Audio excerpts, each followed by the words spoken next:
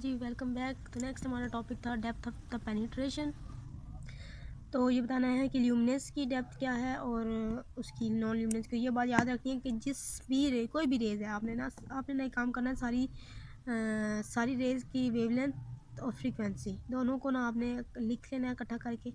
اور اس میں یاد رکھنا ہے کہ جس کی ویو لینتھ جتنی زیادہ ہوگی اس کی ڈیپتھ آف پینیٹریشن اتنی زیادہ ہوگی. ڈیپتھ آف پینیٹریشن اتنی زیادہ ہوگی. کیا ہوگا؟ جس کی ویو لینتھ جتنی زیادہ ہوگی اس کی ڈیپتھ آف دا پینیٹریشن اتنی زیادہ ہوگی. میں ابھی آپ کو بک سے بھی بتا دیتی ہوں. اس میں ایک ڈائیگرام بنی ہوئی ہے, وہ آپ ایک دفعہ دیکھ لینا. یہ جیکمن کی بک میں پیج نمبر 197 پہ وہ بھی آپ کو دکھاتی ہوں. تو اس میں پہلے یاد رکھنا ہے کہ جو لیومنس جنریٹر ہے اس میں اس کی جو وہ پینیٹریٹ ہوتا ہے وہ ایپیڈرمس اور ڈرمس. ایپیڈرمس سب سے بڑی اوپر والی لیئر ہوتی ہے, پھر نیچے سیکنڈ والی جو ہوتی ہے ڈرمس, وہ ڈیپ ڈرمس جو ہوتی ہے وہ ڈرمس سیکنڈ والی لیئر ہوتی ہے. اس کے بعد وہ تو یہ آپ نے یاد رکھنی ہے بات کہ جتنی زیادہ ویو لینتھ جس کی ہوگی وہ اتنا زیادہ پینیٹریشن ہوگی. تو اس کے بعد ہمارے پاس ٹیکنیکس کیا ہیں. اس کی ٹیکنیکس ہیں ہمارے پاس نان لیومنس جنریٹر اور لیومنس جنریٹر. ان دونوں میں یہ ہوتا ہے کہ کس کو کس ٹائم پہ یوز کرنا چاہیے.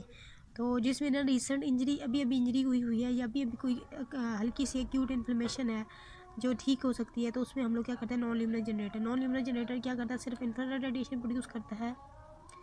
Naan لیومنس generator just انفرارڈ radiation produce کرتا ہے. اس کو ہم لوگ کس لیے یوز کرتے ہیں؟ ایکیوٹ انجری اور ایکیوٹ انفلمیشن اور ایکیوٹ انجری. اس کے بعد ہمارے پاس کرونک انفلمیشن ہے جی. تو کرونک انفلمیشن آپ نے اس کے بعد ہمارے پاس دوسری لیومنس جنریٹر ہے. تو لیومنس جنریٹر میں یاد رکھنا ہے آپ نے کہ کیا ہے, یہ کرونک انفلمیشن ہے. وہاں پہ ہم لوگ کیا کرتے ہیں, وہاں پہ ہم لوگ کیا یوز کرتے ہیں, اس کو یوز کرتے ہیں. اور اس کے بعد اس میں ہے کہ آپ نے ایک چیز یاد رکھنی ہے کہ آپ نے سب سے پہلے اس کو یہ دیکھ لینا ہے, اس کی اپلیکیشن بیفور اپلیکیشن اس کو ایک دفعہ جنریٹر کو دیکھ لینا ہے کہ وہ صحیح کام کر رہا ہے کہ نہیں کر رہا. اس کے بعد میں ابھی بک سے بتاتی ہوں آپ کو کہ وہ ویو لینتھ والا. یہ دیکھیں, یہ آپ دیکھ لیں, یہ یہاں پہ کیا ہے, یہ 280 نینو میٹر ہے. ٹھیک ہے, یہاں پہ یہ کہاں پہ, یہ دیکھیں سپرفیشل ایپیڈرمس تک اس کی وہ ہے, سپرفیشل ایپیڈرمس تک یہ پینیٹریٹ کرے. اس کے بعد ہمارے پاس ہے یہ کیا ہے ہمارے پاس نیکسٹ ہے 350 والا ہے. یہ 2 الٹرا وائلیٹ ریڈیشن کا بی والا. یہ ابھی فی الحال اس میں دیکھیں 350 نینو میٹر ہے, تو یہ یہاں تک ڈیپ ایپیڈرمس تک جا رہا ہے. اس کے بعد ہمارے پاس الٹرا وائلیٹ یہ کہاں تک جا رہا ہے, ڈرمس تک جا رہا ہے, ڈرمس تک. نیکسٹ ویزیبل ریز ہے, ویزیبل ریز اور شارٹ ریز انفرارڈ ریز کہاں تک نیچے جا رہی ہیں وہ دیکھیں ڈیپ ڈرمس بھی کراس کر کے, اور نیچے یہ یہاں پہ سپرفیشل فیشیا تک. اس کے بعد یہ دیکھیں انفرارڈ ریڈیشن 1200 نینو میٹر ہے, تو یہ کہاں تک ہے, یہ دیکھیں سپرفیشل تک ہے. اس کے بعد یہ کیا ہے سپرفیشل, یہاں تک ہے سپرفیشل ایپیڈرمس کا. لیکن انفرارڈ کے آگے لیومنس اور نان لیومنس جنریٹر ہے. تو نان لیومنس اور لیومنس جنریٹر بھی آپ دیکھ لیں کہ وہ جو لیومنس ہے وہ 350 نینو میٹر 400, تو وہ ایپیڈرمس میں بھی جاتا ہے اور ڈرمس میں بھی جاتا ہے. اور دوسرا والا نان لیومنس ہے وہ سپرفیشل ایپیڈرمس میں. یہ والی بات یاد رکھنی ہے. اور اس کے بعد نیکسٹ ہم لوگ ٹاپک پہ آ جاتے ہیں کہ پیشنٹ کی پریپریشن کرنی ہے ہم نے. پیشنٹ کس طرح, تو پیشنٹ کے جو کلاتھ ہے نا, جہاں پہ ہم نے ٹریٹ کرنا ہے, تو وہاں پہ اس کی پیشنٹ کی ٹریٹڈ اسکن جو ہے وہاں پہ اس کے اوپر کوئی کپڑا نہ ہو, کوئی کلاتھ نہ ہو, کوئی کچھ نہ ہو, وہ بالکل بیئر ہو. ٹھیک ہے. اور اس کے بعد ہم نے دیکھنا ہے کہ چیک کرنا ہے کہ اس کی اسکن سنسیشن کر سکتی ہے, سنسیشن کو کیا کہہ سکتے ہیں, سنسیشن کو ٹالریٹ کر سکتی ہے, ہیٹ اور کولڈ کی سنسیشن کو ٹالریٹ کر سکتی ہے, تو تب ہم لگائیں گے.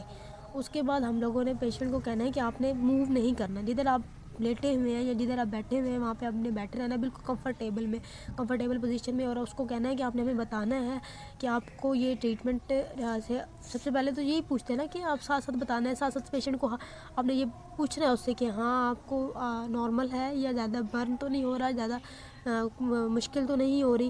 اگر مشکل ہو رہی ہے تو جی اس کی پوزیشن چینج کرو, یا جو بھی جس طریقے سے بھی. اس کے بعد آپ نے جو ہے نا جو لیمپ وغیرہ جو رکھنا ہے, جو لیومنس جنریٹر یا جو بھی آپ کے پاس ہے, وہ آپ نے کس طریقے سے رکھنا ہے, وہ اپنے پیشنٹ کی باڈی سے تھوڑا دور کر کے رکھنا ہے. ٹھیک ہے, تاکہ نا ڈسٹینس تھوڑا دور ہونا چاہیے, اتنا زیادہ نہیں, بالکل پاس رکھ دو. اور یہ اس کے بعد یہ ہے کہ اس کے آئیز میں اس کے انفرارڈ ریڈیشن جو ہیں وہ اس کے آئیز پہ, فیس پہ یا ایسی چیز پہ نہ لگے جس کی وجہ سے اس کو برنز وغیرہ ہو جائیں یا سائیڈ افیکٹس ہو جائیں. اس کے بعد ہمارے پاس اپلیکیشنز کیا ہیں انفرارڈ ریڈیشنز کی. تو اپلیکیشنز یہ ہیں کہ کیسے اپلائی کرنا ہے. اوکے, یہ تو پریپریشن ہوئی نا. اس کے بعد اپلیکیشن کیا ہے کہ اپلیکیشن ہماری پاس ہماری یہ ہے کہ ہم لوگوں نے اس میں کیا ہوتا کیا ہے کہ جب ہم لوگ ہیٹ دیتے ہیں تو ویزو ڈائلیشن ہوتی ہے. ویزو ڈائلیشن کی وجہ سے کیا ہوتا ہے, وہاں پہ بلڈ سپلائی, بلڈ فلو کیا ہوتا ہے وہ زیادہ ہو جاتا ہے, اور جس کی وجہ سے جیسے جیسے ہم لوگ ریڈیشن زیادہ کرتے ہیں وہ وہاں پہ بلڈ فلو زیادہ ہو جاتا ہے. اور اس کے بعد کیا ہوگا, اس کے بعد جو اس کی ہوتی ہے نا ویزو ڈائلیشن زیادہ ہوتی ہے. اور جب زیادہ ہونے لگ جائے, ریڈیشن کی انٹینسٹی زیادہ ہو جائے, تو پھر ہم کیا کرتے ہیں تاکہ ہم لوگ بند کر دیتے ہیں, ریڈیشنس کم کر دیتے ہیں. کم اس لیے کرتے ہیں تاکہ اس کو زیادہ ہیٹ نہ پروڈیوس ہو, زیادہ ہیٹ نہ ہو, اس کے لیے پیشنٹ کے لیے ٹالریٹ کرنا مشکل نہ ہو جائے. اس کے بعد اس کے اندر 10 to 15 منٹس ہم لوگ اس کو اپلائی کرتے ہیں, 10 to 15 منٹس. اس کے بعد فزیولوجیکل افیکٹس کیا ہوتے ہیں کہ باڈی ہماری, جب ہم لوگ ہیٹ اپلائی کرتے ہیں تو ہماری باڈی کیا رسپانس کرتی ہے. تو ہماری باڈی رسپانس کیا کرتی ہے کہ باڈی ویزو ڈائلیشن ہو جاتی ہے, وہاں پہ بلڈ سرکولیشن زیادہ ہو جاتی ہے. بلڈ سرکولیشن زیادہ ہوتی ہے تو وہاں پہ آکسیجن کی سپلائی زیادہ ہو جاتی ہے. آکسیجن کی سپلائی جب زیادہ ہوتی ہے تو ہم لوگ کیا کر لیے, آکسیجن کی سپلائی زیادہ ہوتی ہے تو کیا ہوتا ہے وہاں سے ویسٹ پروڈکٹ نکل جاتا ہے, جس کی وجہ سے پین یا جس کی وجہ سے اسپیزم ہو یا جس کی وجہ سے جو بھی پرابلم ہو اس کی وجہ سے وہاں سے کیا ہوگا وہ ختم. اس کے بعد ہمارے پاس تھیراپیوٹیکل افیکٹ ہے کہ کیا ہوتا کیا ہے. مطلب ایک تو باڈی نے رسپانس کیا ہے, رسپانس کرنے کے بعد ہمارے پاس ریزلٹس کیا ہیں تھیراپیوٹکس افیکٹ. تو اس میں کیا ہوتا ہے, ریلیف, پین ریلیو ہو جاتی ہے, مسل ریلیکس ہو جاتے ہیں, بلڈ سپلائی انکریز ہوتی ہے. اور یہ اس کے بعد ہمارے پاس ڈینجر اور کانٹرا انڈیکیشن کیا ہے کہ انسان برنز ہو سکتے ہیں. برنز کیا ہوتا ہے کہ جل جانا, اگر ہم لوگ انٹینسٹی کو بہت زیادہ کرتے ہیں, یا پیشنٹ جو ہے وہ ہمارے پاس انکانشیس ہے, وہ اس کو نہیں پتہ کہ وہ کیا کرتا ہے کہ اس کا لیمپ, اس کے جو لیمپ ہے اس کے پاس بہت پاس چلا جاتا ہے, یا پیشنٹ سو جاتا ہے ٹریٹمنٹ کے درمیان, تو وہ برنز ہوتے ہیں. سیکنڈ ہمارے پاس نیکسٹ ہے, ہمارے پاس الیکٹرک شوک لگ سکتا ہے.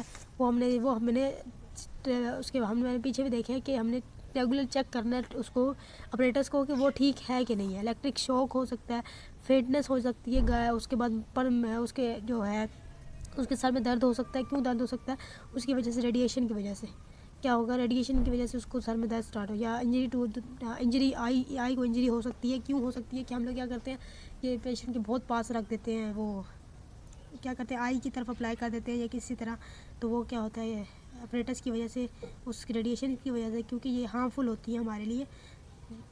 اگر اس کو ایکسیسو یوز کیا جائے تو ہمارے لیے انفرارائڈ ریڈیشن ہارمفل ہوتی ہے.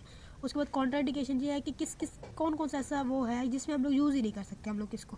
تو وہ کیا ہے, ڈیفیکٹیو آرٹیریل بلڈ سپلائی, جہاں پہ آرٹیریل بلڈ سپلائی نہ ہو وہاں پہ ہم لوگ نہیں کرتے, ٹھیک ہے, وہاں پہ ہم لوگ اپلائی نہیں کرتے. اس کے بعد کوئی ہیمریج ہو, کوئی ایسا ایریا جہاں پہ ہمیں ڈر ہو کہ یہاں پہ ہیمریج ہو سکتا ہے, تو وہاں پہ اپلائی نہیں کرتے. ڈیفیکٹیو اسکن سینسیشنز ہو, اس کے بعد ہم لوگ آئز کے اوپر نہیں اپلائی کر سکتے. اور اس کے بعد ہم لوگ ایکس ریز جو ہم کرتے ہیں اس کے بعد ہم لوگ اس کو اپلائی نہیں کر سکتے. اور سیکنڈ اس کے بعد ٹریٹمنٹ ہم لوگ کون سا ایسا ٹریٹمنٹ ہے جو لو بیکک ہو, ہم کہ بیک پین ہو پیشنٹ کو, اس میں ہم لوگ اس کو یہ یوز کر سکتے ہیں. اور اس کے بعد ہم لوگ ایڈیما وغیرہ ہو تو تب ہم لوگ اس کو یوز کر سکتے ہیں. جی جزاک اللہ خیر, ہوپس ہو کہ آپ کو لیکچر سمجھ آیا ہو. یہ ہم لوگوں نے پڑھا ہے انفرارائڈ ریڈیشن تھیراپی میں ٹاپک انفرارائڈ. نیکسٹ ٹاپک انشاءاللہ ہمارا ہوگا یو وی ریز, تو انشاءاللہ ہم لوگ یو وی ریز پڑھیں گے. اور اگر آپ کو ویڈیو اچھی لگی ہو تو دعاؤں میں یاد رکھنا. جزاک اللہ خیر.